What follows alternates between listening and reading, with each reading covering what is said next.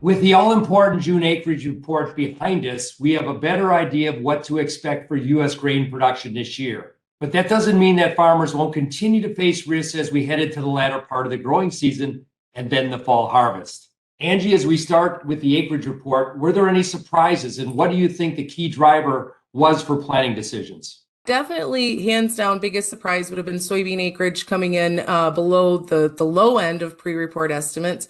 Basically, we lost about 100 million bushels worth of production with that report, and we'll see that in upcoming USDA supply and demand numbers. With that, I would say the biggest driver for planting decisions would have been the market move. We saw a pretty substantial change in the soybean to corn ratio after the planting number came out that really incentivized some additional corn planting, or at least for those in the northern plains that were struggling with weather, to make sure that they got the majority of their intended corn crop in.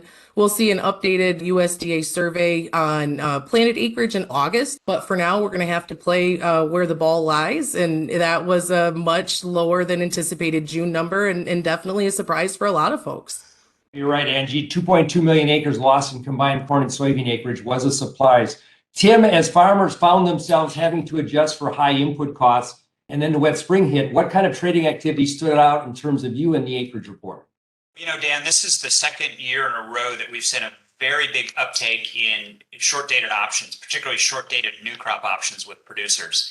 These products have been around for about 10 years. They were specifically designed for situations where you had high volatility and subsequently high premiums. And we've seen producers use these extensively in their marketing activities this year. If we look at Ukraine, they have found ways to export some of their grain, but plantings there look to be about half of what they were in a normal year, according to reports.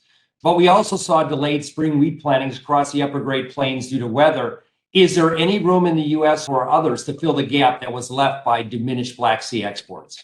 Thank goodness we saw the weather start to cooperate a little bit more the first half of June there that helped the folks in the northern plains get that spring wheat planted. Rain since turned back on and conditions look good. So far the crop condition out that way out west, especially after last year, looks much better. Hopefully we'll be able to fill some of that gap. But one of the biggest things that we're seeing with Ukraine right now, production's probably going to be, anywhere between that 50 to 80% on that planted versus a year ago number. And so we're trying to put our finger on just how much grain's going to have to be moved out of the country. And currently we're working at about a 20% pace on monthly exports, which is going to leave us with a pretty solid backlog. So the world is going to have to kind of rearrange its global trade flows for a while to figure out how to get grain from where it is to where it isn't. The logistical challenges that we're seeing out of Ukraine and just about anywhere actually is probably going to increase the cost of purchasing just because the freight's going to be much higher. So there's going to be a lot of changes. It's going to be a slow process. Globally, we should be okay and able to meet demand as long as we have the capital to provide it. Absolutely. And hope we don't have any more weather problems. Tim, we have volatility to markets.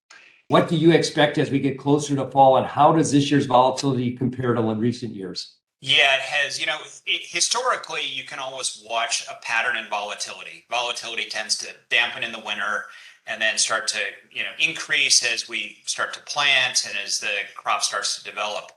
This year, what's amazing, if you look at volatility, and whenever we look at volatility, we look at CVol, which is a measure of volatility that you can find on our website.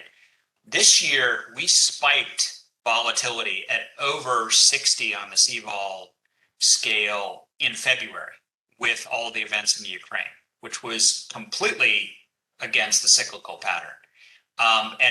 As things got a little bit more known, it's come off.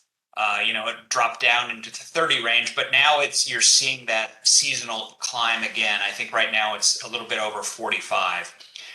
We expect to see volatility, to continue to grow. There still is a lot of things out there that we don't know about. Angie was just talking about the Black Sea. Obviously, there's a lot of questions there, and that's going to drive the volatility profile. I would agree with you on that, Tim. Farmers continue on a wild ride in 2022. We'll keep a close eye on the upcoming production reports, volatility, and weather as we inch closer to the fall harvest.